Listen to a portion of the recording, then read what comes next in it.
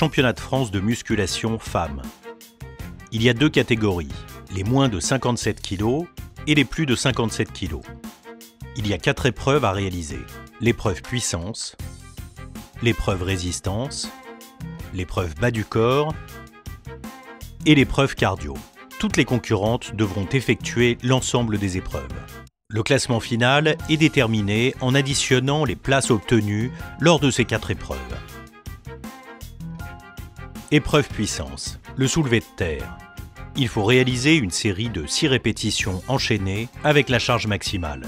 Le classement de l'épreuve est donc déterminé en fonction de la charge. L'athlète a 2 minutes pour charger sa barre et choisir sa barre de départ. Puis, elle a 5 minutes pour réaliser sa performance. Pendant les 5 minutes, elle peut effectuer le nombre de tentatives qu'elle souhaite. Après chaque tentative, elle peut adapter la charge comme elle le souhaite pour les tentatives suivantes, soit en augmentant la charge, soit en la diminuant, ou soit en reprenant la même charge en cas d'échec à la tentative précédente.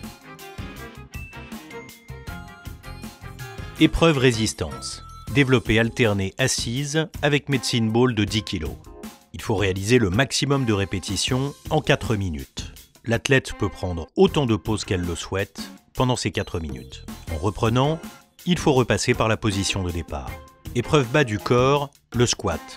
Il faut réaliser un maximum de répétitions en 3 minutes avec une barre chargée à 80% du poids de corps. Pendant les 3 minutes, l'athlète peut prendre autant de pauses qu'elle le souhaite. Épreuve cardio. Il s'agit d'un circuit à faire 2 fois le plus rapidement possible. Le circuit est composé de 4 exercices, les relevés de jambes et de buste, avec un disque de 2,5 kg, il faut réaliser 15 répétitions. Le développé couché, 20 répétitions avec une barre chargée à 50% du poids de corps. Les fentes avant avec un haltère de 10 kg, il faut réaliser 10 répétitions d'un côté, puis 10 répétitions de l'autre côté. Et le rameur, il faut réaliser une distance de 500 mètres. La concurrente doit réaliser toutes les répétitions d'un exercice pour passer à l'exercice suivant. Et il y a un temps limite fixé à 11 minutes pour réaliser cette épreuve cardio. Descriptif détaillé des exercices. Le soulevé de terre. Départ. La barre est en contact avec le sol. La barre est immobile.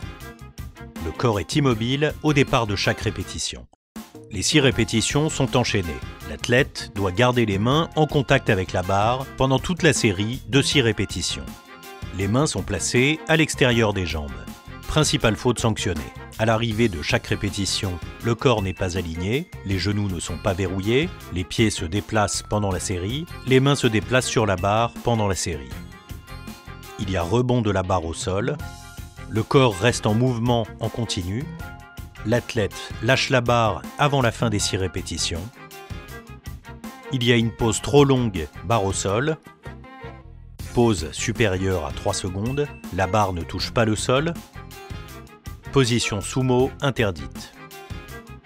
Développé alterné aux épaules avec medicine ball de 10 kg. Départ. L'athlète est assise, bras tendus au-dessus de la tête, medicine ball tenu à bout de bras. Les coudes sont verrouillés. On remonte, bras tendus, puis on descend le medicine ball sur l'autre épaule. Faute sanctionnée. Les bras ne sont pas tendus à la remontée, coudes non verrouillés. Il n'y a pas de contact entre le medicine ball et l'épaule, le medicine ball touche la tête et les fesses décollent du banc. Le squat. Au départ du mouvement, la barre sur le haut du dos, les jambes sont tendues, articulation des genoux verrouillées. À l'arrivée, les jambes sont fléchies, hanches à la hauteur des genoux. Faute sanctionnée. Manque de flexion des jambes, c'est-à-dire que les hanches restent au-dessus des genoux. Les jambes ne sont pas tendues à la remontée, les pieds se déplacent pendant la répétition ou répétition non terminée dans le temps imparti. Relevé de buste et de jambes. Au départ, l'athlète est allongé sur le dos, les bras sont tendus derrière la tête, la charge tenue dans les mains, la charge est en contact avec le sol. Les jambes sont tendues et les talons en contact avec le sol. À l'arrivée, la charge entre en contact avec les pieds et les épaules sont décollées du sol. Faute sanctionnée. La charge ne touche pas les pieds et la charge ne touchent pas le sol au départ du mouvement, les épaules restent en contact avec le sol lorsque la charge touche les pieds. Développé couché, départ du mouvement. Les bras sont tendus, la barre est tenue à bout de bras. Les pieds sont en contact avec le sol, les fesses sont en contact avec le banc. À l'arrivée, la barre entre en contact avec la poitrine. Faute sanctionnée. La barre ne touche pas la poitrine. Les bras ne sont pas tendus complètement en remontant, les coudes non verrouillés. Il y a rebond de la barre sur la poitrine. La barre n'est pas horizontale au cours du mouvement. Les fesses décollent du banc et au moins un des pieds décolle du sol. Fente avant avec un haltère de 10 kg.